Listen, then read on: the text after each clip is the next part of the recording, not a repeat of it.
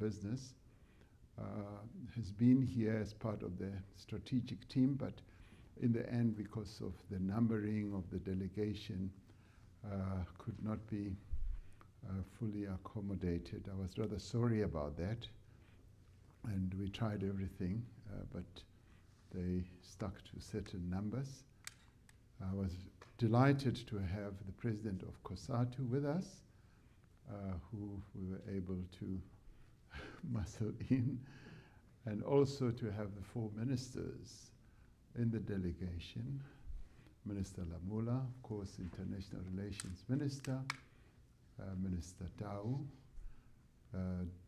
Department of Trade, Industry and Competition, and Minister Nchaveni and Minister Steenhuisen.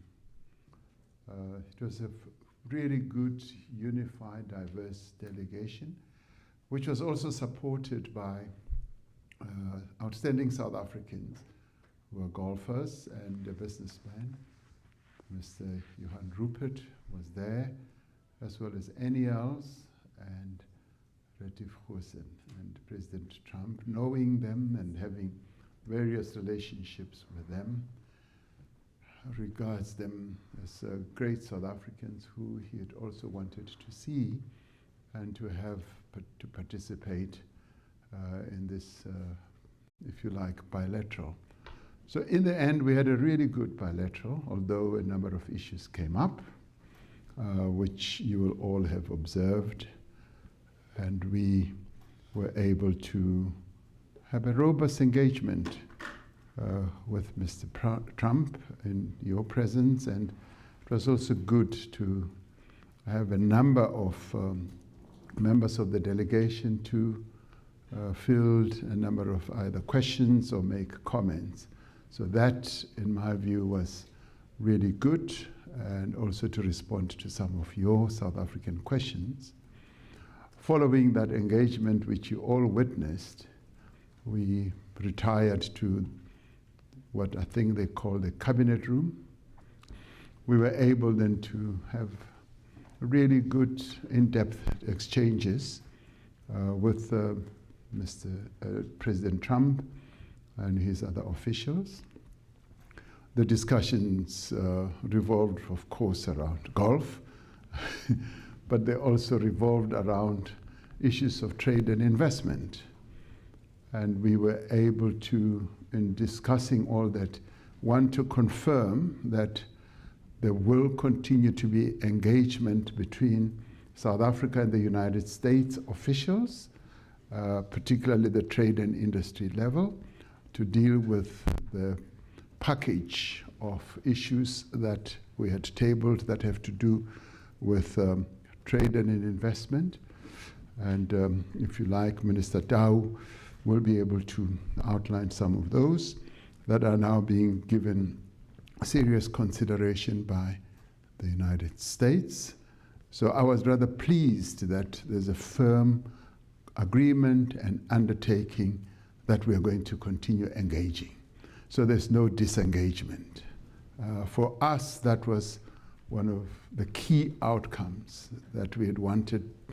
Our objective in coming here was to reset by some of the issues that had been raised during the engagement, or what many people thought was also contaminating relations, for instance, the ICJ case and Ukraine, Russia, and all that. And it turned out that, yes, President Trump's concern is about the safety of people in South Africa, much as he zeroed it down to, say, white farmers. We kept saying there is a security problem, and we're not running away from that. There's criminality, and we even sought to deal with it from its genesis, that in the end, when the economy is not growing, when there's poverty, when there's unemployment, one of the social ills that we get as a derivative is criminality that spreads itself around the country. It's not only on farms or rural areas, it's even in urban areas. So he expressed his views about that, and I was rather pleased that quite a number of our compatriots were able to deal with that, including Minister Steenhuisen and President of COSATU as well. So in the discussions over lunch, we didn't dwell on that issue, it having been dealt with more thoroughly during the engagement in the Oval Office. However, they did ask, what help do you need? And we said, well, already in South Africa, we're utilizing some technology in one of the areas in our country, which we would like to see if we can be utilized. But the main thing we said in terms of assistance and help is investments. And we harped on that we require more investments from the United States, and we require a more positive disposition from the United States, because once the United States government and the president emits a very positive disposition towards South Africa, it unlocks a lot of investments, and investors would then be willing to come and invest their money. We want foreign direct investment. We want to keep the jobs that we have that have been created by US companies, and we want more and more US companies to come and invest. And Minister Tau also explained that one of the US companies has invested in a lithium company in our country, and that shows a positive disposition towards South Africa. We want that to increase. And one of the key confidence-building measures or mechanisms is the engagement that is going to continue on investments, on tariffs, and an investment climate creation in South Africa, and our access to the American market. And continued discussions over AGOA are now going to ensue much more determinedly going forward. So for us, during the lunch discussion, that was the big takeaway, a very, very positive indication. Of course, we couldn't discuss details, because those details will be ironed out during those engagements. Secretary of Commerce was present, as Minister of Trade and Industry was also present. We also discussed the G20. And we stressed that the G20, having been formed by the United States, of course, together with other countries, it's important that the United States should continue playing a key role in the G20, more particularly because I want to hand over the presidency of the G20 to President Trump in November. And I said, he needs to be there. I don't want to hand over the presidency of the G20 to an empty chair. I want to hand it over to him sitting in that chair in November. And he is going to give serious consideration to it. In fact, I expect him to be coming to South Africa, and he, having realized the important role that the United States continues to play in international or multilateral formations or organizations like the G7 and the G20, and he having said, of course, the G7 would be much more impactful with the participation of the United States, as the G20 would be more impactful on global matters with the participation of the largest economy in the world. So my takeaway from that is that G20 participation by the United States is going to be happening. So we're particularly pleased with that.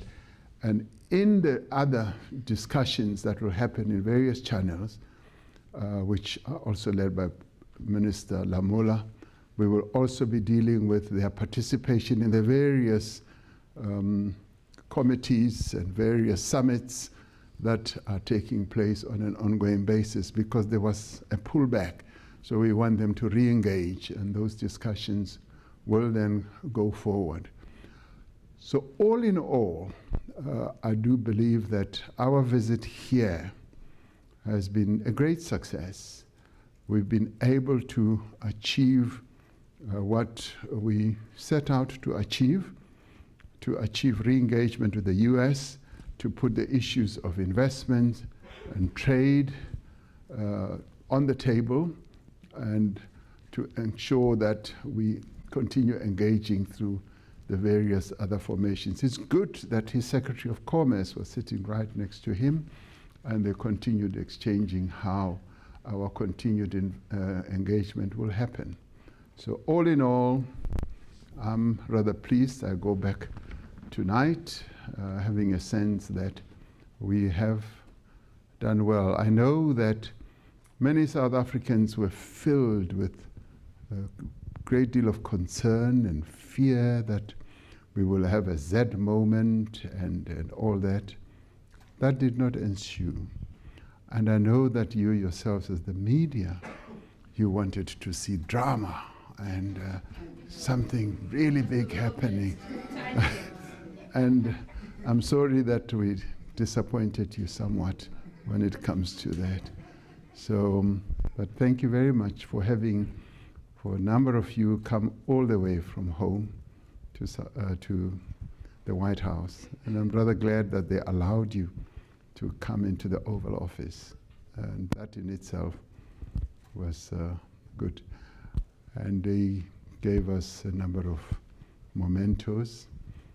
And I was given a book. So I gave him a book, a golf book, and he gave me a book as well. So that is good. Lots of reading indeed in the future. Thank you very much. Thank you. Thank you very much, Mr. President. We'll now take questions in a typical South African orderly format, as we always do, starting with Sherwin. Bryce, please. Where's Grace? Grace, you promised me a book. I know these people are going to ask lots of questions. Thank you, Grace. But I'm not going to take all the questions. I'll pose them to you and you can and as you choose. And some of my colleagues, including Adrian, who's here, and Losi and ministers will. But we're not staying here for long, are we? No, we're not. I've got a plane to catch. Yes, sir. Thank yes, you. sir. We'll Probably keep this just take brief. one question then. Thank you. Mr. President, thank you very much. I don't know what constitutes drama in your book, but that was very dramatic for me and for everybody else in the room. That was a dramatic Oval Office meeting, so I'm going to push back on that. In addition to that, can you clarify if there was any discussion around the African Growth and Opportunity Act? There's a lot of discussion about South Africa arriving here with a different option in their back pocket were that framework not to be renewed in September. And of course, it's critical to the trade relationship between South Africa. Did you get clarity? Did you ask about that? And did you discuss some of the geopolitical concerns? There seems to be a narrowing of the divisions that have framed the relationship on Gaza, that have framed the relationship on Ukraine. Was that part of the discussion? Are you going to work collaboratively moving forward in terms of arresting those two pressing issues? Thank you. Thank you, Sherwin. I'm going to take John.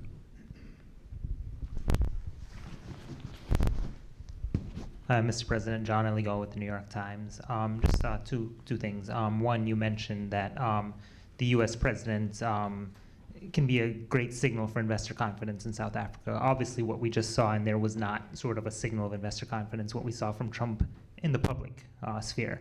So how do you suppose going forward that you all will get to a place where you can see President Trump expressing something that would show investor confidence? And then the second one, when he was playing the video and talking about the white genocide.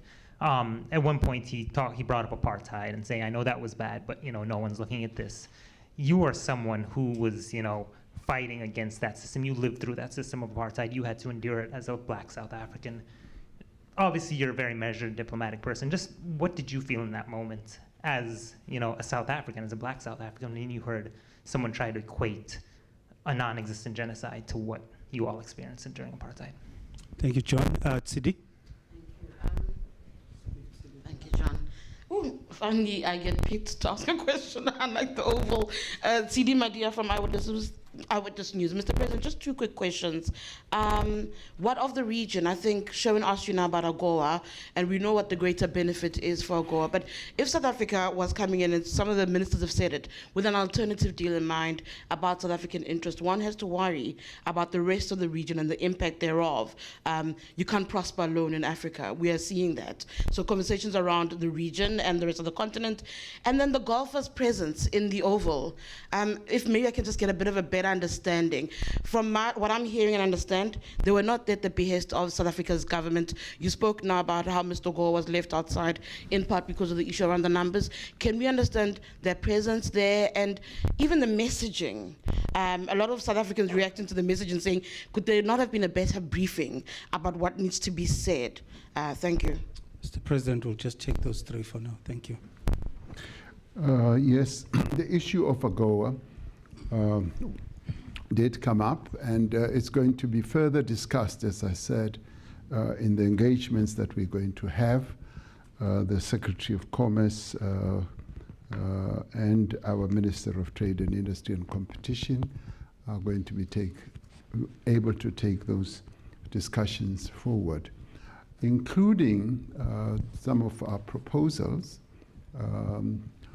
which proposals, by the way, do incorporate the issue of AGOA, because we would like to see ourselves continuing in AGOA, and continuing in AGOA really is about prospering our continent. They even said that there are 32 countries from Africa that participate in AGOA, from the mouth of the Secretary of Commerce, and that is so. So it is top of mind for them as well. So we want to continue with those discussions. And it sort of dovetails with the question that CD asked about if we were to do a separate deal with the United States, would that not amount to South Africa prospering alone? No. We always want the entire continent to prosper. And we always take into account that what we do should also include advancing the interests of our sister countries on the continent. And when we do settle down to talk about, for instance, tariffs, we are part of this Southern African Customs Union. So we will be talking about tariffs in that broader context, which means that we will not be looking at ourselves alone. We'll be looking at the interests of our sister countries in the sub-region, if you like, which is SACU, but we will also be looking after the interests and advancing arguments to prosper the interests of our sister countries on the continent. We are by far the largest economy, and depends on at what time it's measured between ourselves, Nigeria and Egypt, but we are one of the three big economies, and our general orientation has always been to prosper as we prosper together with other countries. So even as we do get involved in these negotiations, we will always have an AU perspective, a SADC perspective, and a general sub-Saharan perspective as well. Sherwin asked, did we discuss geopolitical collaboration on geopolitical matters? Yes, we found that our interests do coincide in as far as peace building and peacemaking is concerned. And we did compliment President Trump in being very forward in advocating for peace in our region between Rwanda and the DRC, and also Russia and Ukraine. And we outlined precisely what our involvement has been over the years with Russia and Ukraine. And we did share that we're one of the very few countries in the world that speaks to both. We were condemned at an early stage, but I think much later people realized that the role that we play is a constructive role, because we have been able to deal with intricate issues that involve the two countries, about the children and prisoners of war. And he appreciated that, and he recognized the role that we play. And even as President Zelensky came to South Africa, he says he wanted to know where Zelensky was, and he heard that, oh, he's in South Africa. And before then, I had called, had a telephone conversation with him. Then he said, oh, I now remember he's in South Africa visiting President Ramaphosa. So the role that we play in peace-building missions and processes around the world is recognized and is known, and it was also confirmed today.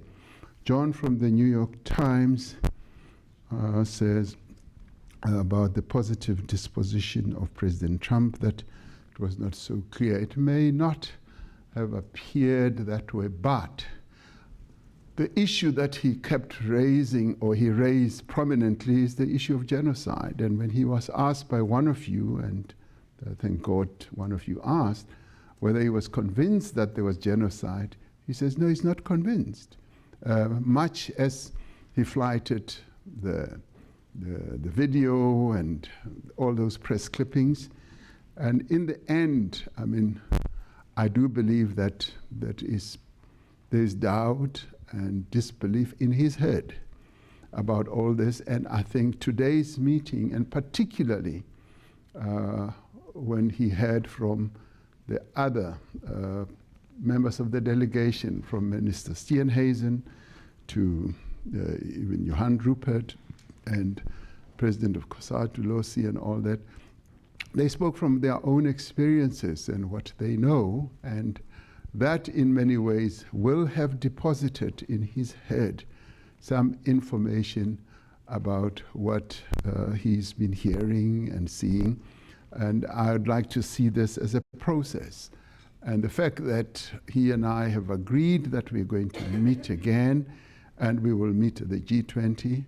By meeting again, I'm not saying immediate, so that you don't say, when are you meeting, as you will be tempted to say. That we have said we will meet again, and of course, one of the moments that we will is going to be at the G20. So that is a process to ensure that the new information, or the real information, may I add, is really sort of registered in his head. The issue of whether what he terms as genocide can be equated to the struggle. And of course it cannot, because there is just no genocide in South Africa. And of course, it is an issue of how one looks at it. As they say sometimes, the shape of the mountain depends on which point or which direction you are looking at it. And in this case, we cannot equate what is alleged to be genocide to what we went through in the struggle, because people were killed because of the oppression that was taking place in our country. So you cannot equate that. The presence, as Sidi asks, of golfers in the meeting. As I think I said, right at the beginning of my input, I said, when I spoke to him, we agreed that we should meet, and he said, bring along with you Gary Player, Annie Els, and Retief Goosen, because he loves them. He's a golfer, he's an avid golfer, and he speaks about golf quite a lot, and he respects the South African icons. And he even asked, what is it about South Africa that produces such great golfers? And I said, it's the water that we drink, and I guess much more. Minister Steenhuisen said, the environment, the atmosphere, and the food. So he wanted to see them again and to see them in a different setting, in suits and all that. Could there have been a better briefing? We didn't have the opportunity. Some of them just arrived today or just late last night. But it is what it is. And they spoke about their own experience. And it's an experience that we're not hiding. It is there.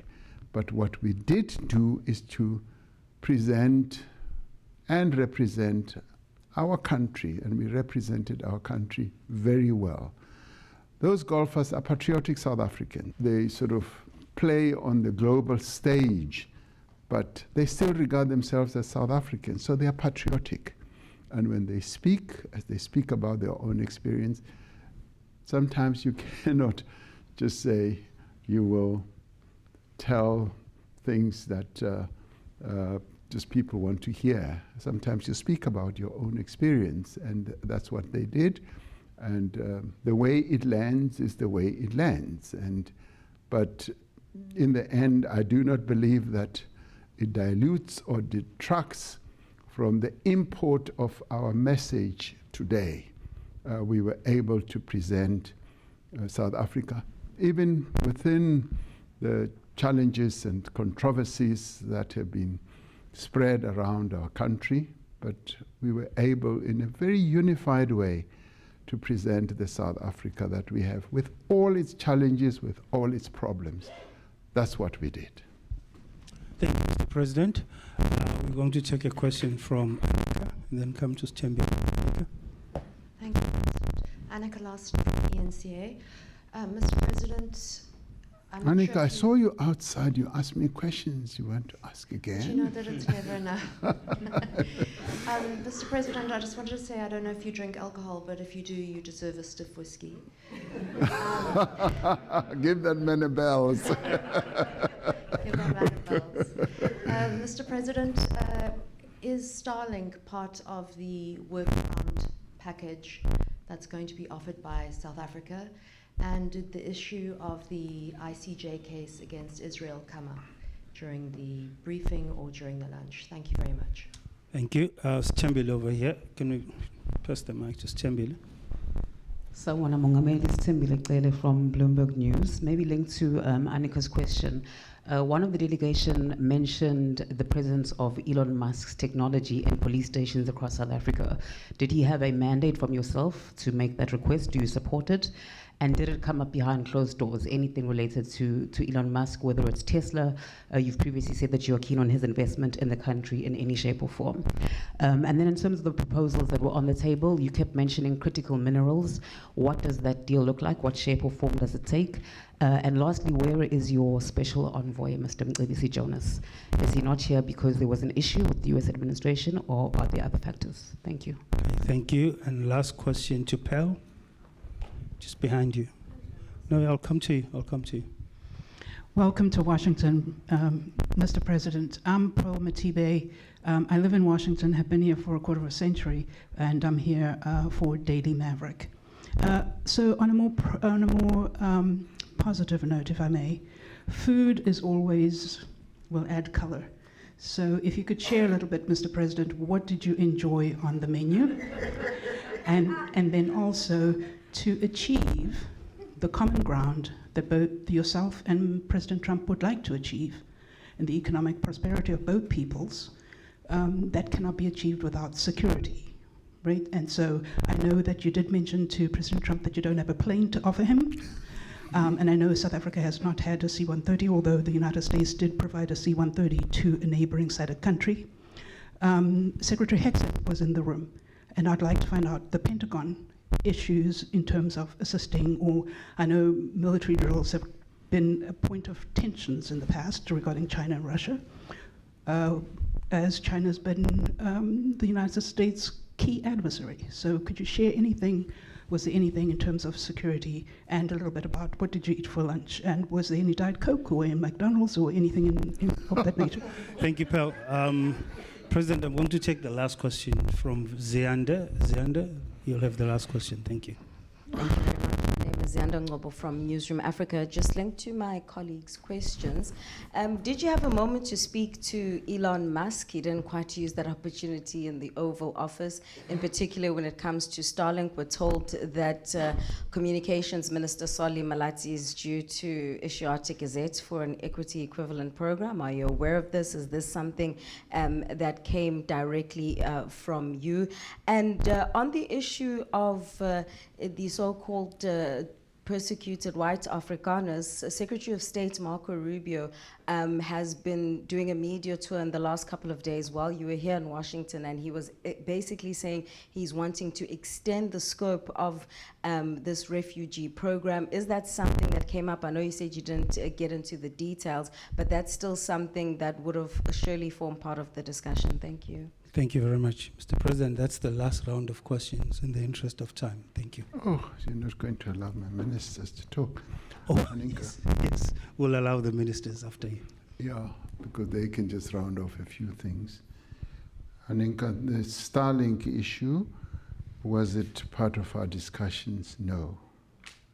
What we were able, and this is part of the offer or the package that we're talking about, is creating an environment for investments to take place.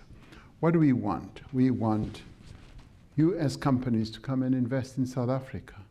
That is a real deal for us. We want foreign direct investment. And to do that, we've got to create a conducive environment for FDI, for foreign direct investment.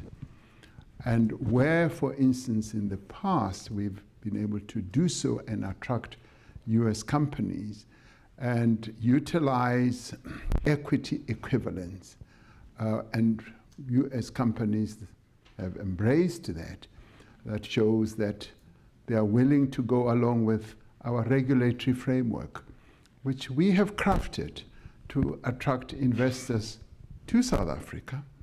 And many other countries utilize a variety of ways to do that. I know, for instance, I was reading that when Tesla wanted to build a gigafactory, car manufacturing factory in China, they were required to have Chinese partners. And they had a negotiation with the Chinese government, and in the end, they dispensed with that regulatory compliance and allowed Tesla to invest directly as a sole company in building a giga car manufacturing facility in China. So what did the Chinese do? They crafted their own regulatory framework, and they were able to come up with a creative way of enabling an investment to take place. Because one, they wanted to bring in an investor, to create jobs in China and all that. So similarly with us, there's nothing wrong with South Africa to have in the past crafted an equity equivalent provision that has allowed many companies, Amazon, Microsoft, Google, you name them, they have utilized that same type of dispensation.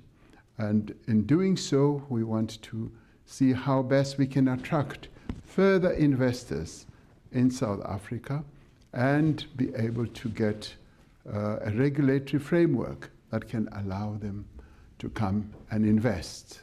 And where, for instance, our regulations may be a bit inconsistent with our great intention, we look at them. And somebody asked a question about Minister of Communications. That's me. Yeah, that's you, yes. He's going to be able, and in analyzing the regulations of the Communications Act, to see how best we will be able to make them consistent with what we have done in other sectors. And that falls within the realm of creating that conducive environment for us to attract investors to come into South Africa without violating our own rules and regulations, our laws, but it's part of the regulatory process to make sure that we are an investable country where companies from outside South Africa can come and invest. Annika asked whether the ICJ issue came up during the lunch talk. No, it didn't come up. And we got an impression that President Trump's approach to the ICJ is that, let the process unfold, but at the same time to focus on peace building in the Middle East, precisely what we complimented him on. We said, we compliment you for the efforts that you're making to build peace, because we as South Africa also want to be part of that process.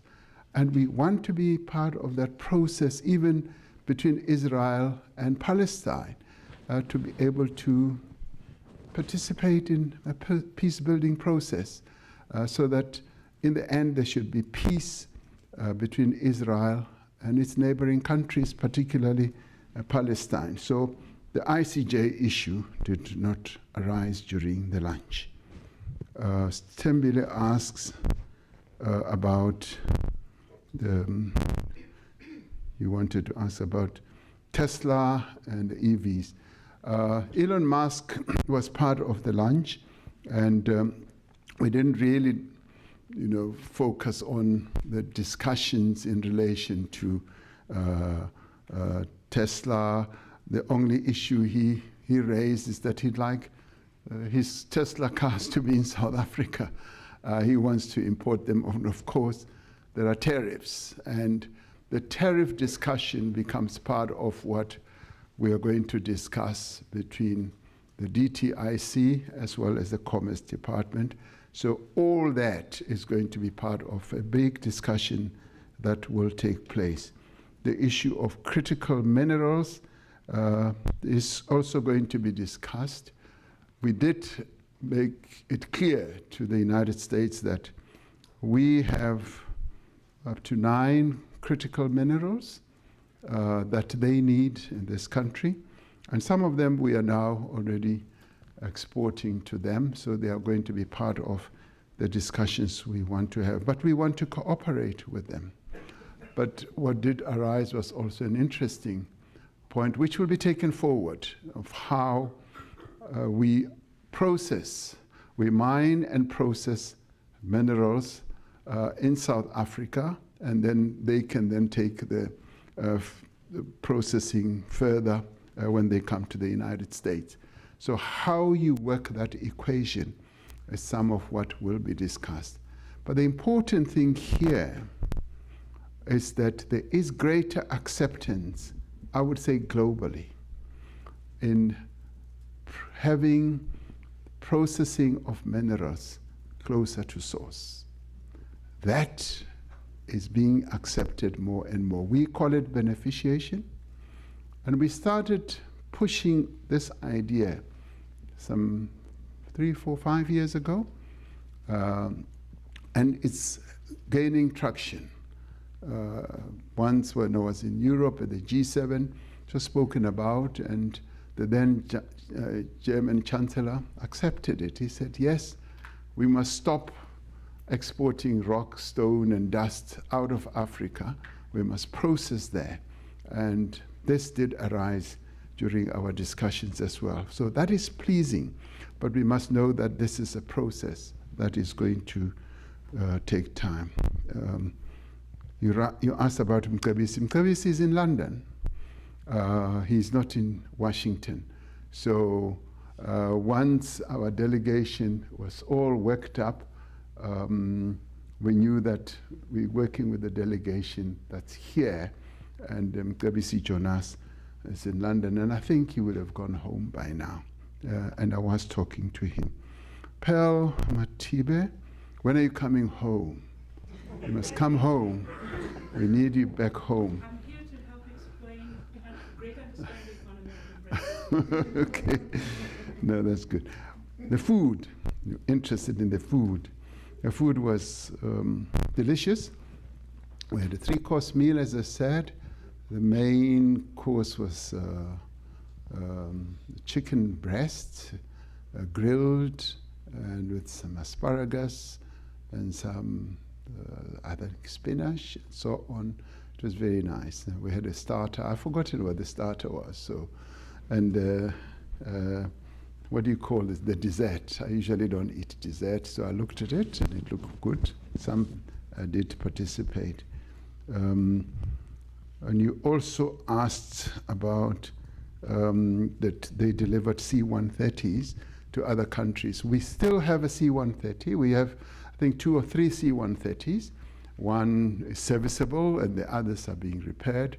They're magnificent planes and they've served us very well for the longest of time. So we do have a carrier, which is a C-130.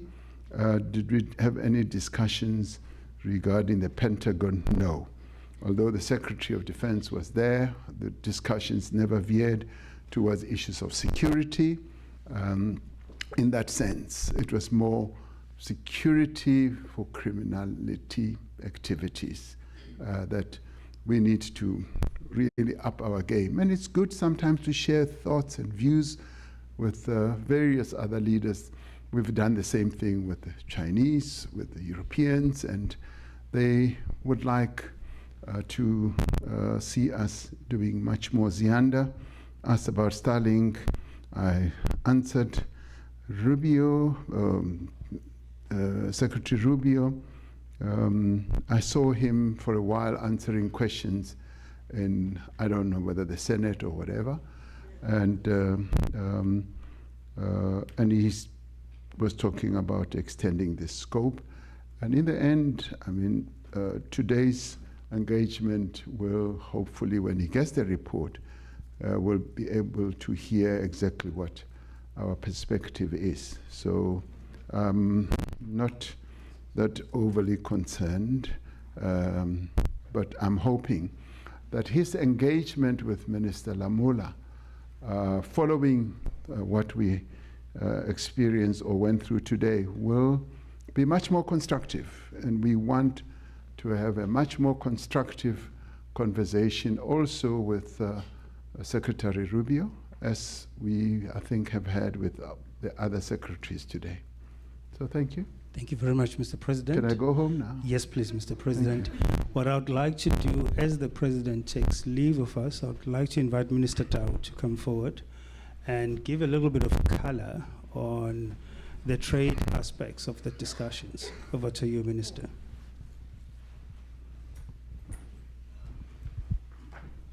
Thank you very much, Vincent and Mr. President.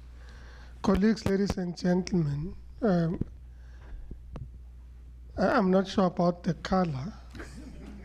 I'm not sure I'm renowned for any color at all, to admit.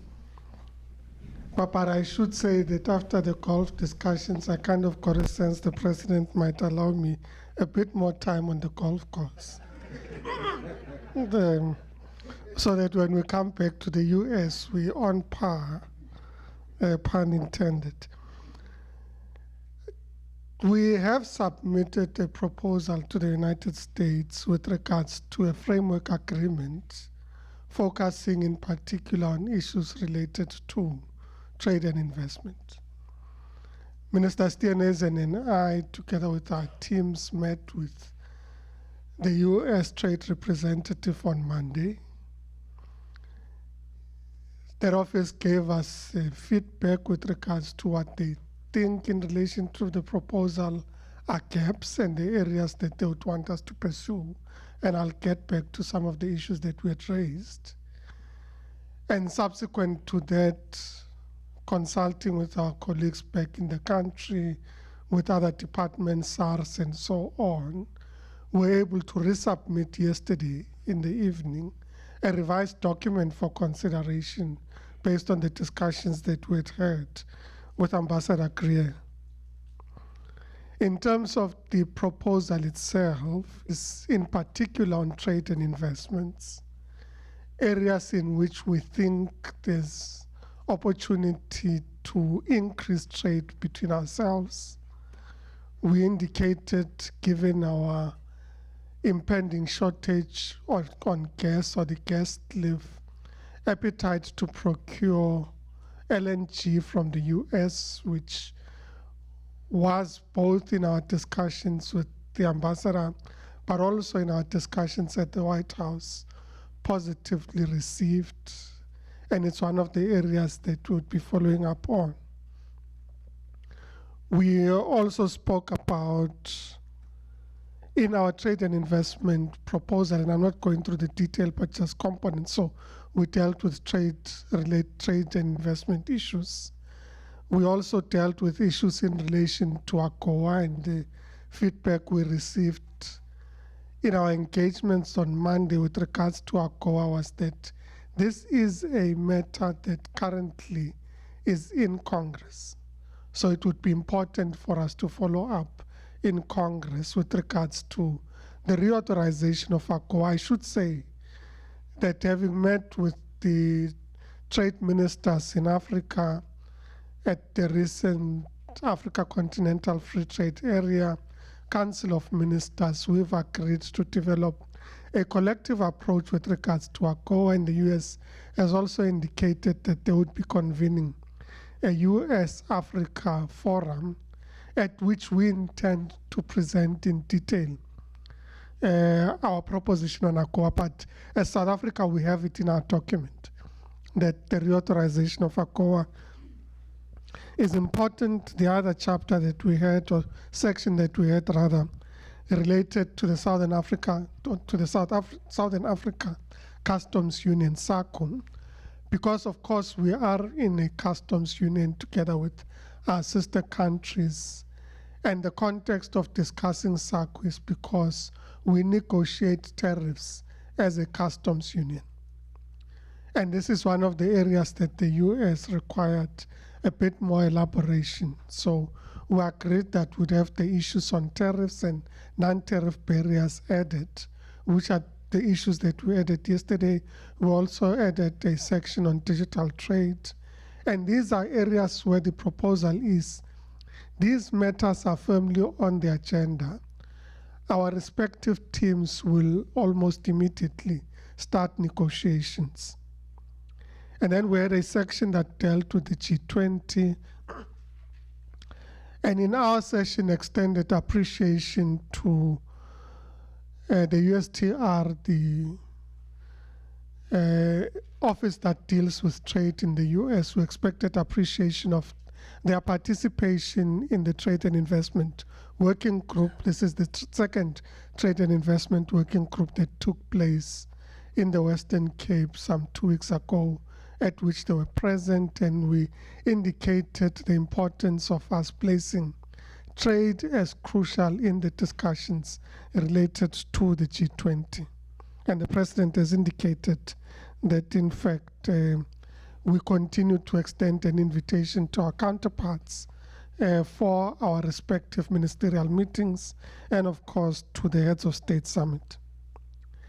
With regards to tariffs, which is a matter that I said has now been put firmly on the table, it is important that we restate that in fact 77% of products that the US accesses in the South Africa or engages with the South African market is actually tariff-free into the South African market.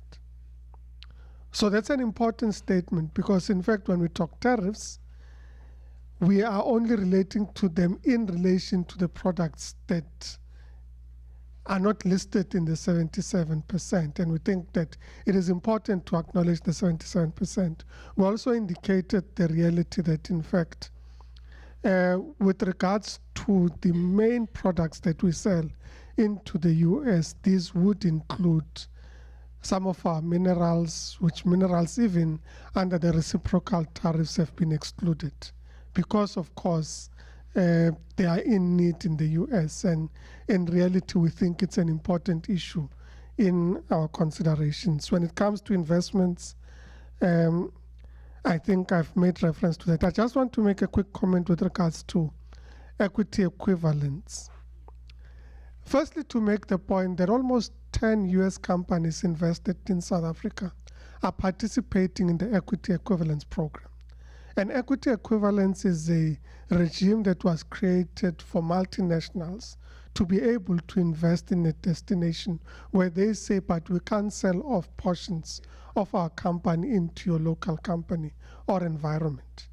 Therefore, we create a regime of equity equivalence, and we have some very exciting equity equivalent programs. So we have Ford participating in the automotive industry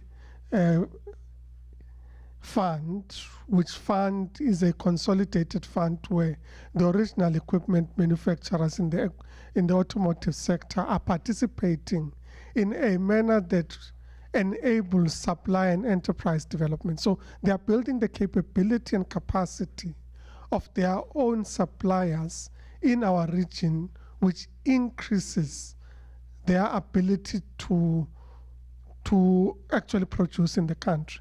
So it's actually a positive indication in terms of equity equivalence. Citibank recently announced, which is one of the more recent ones, a partnership on the investment in a special economic zone, which is the VAL Special Economic Zone, as part of an investor initiative that they are participating in. So we're having these schemes where investors find great opportunity to enhance their own investments in the countries through equity equivalent programs.